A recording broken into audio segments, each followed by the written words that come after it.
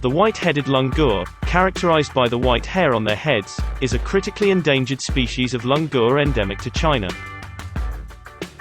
They are often spotted in the 200 square kilometer karst hills between the Zhuojiang and Mingjiang rivers in the city of Chongzhou, South China's Guangxi. In the 1980s, the population of the species dropped to some 300 due to decades of deforestation, land reclamation and poaching. To rescue the endangered primate species, in 2005, a regional-level nature reserve to protect the rare langurs was established in Chongzhou, and later it was upgraded into a national reserve.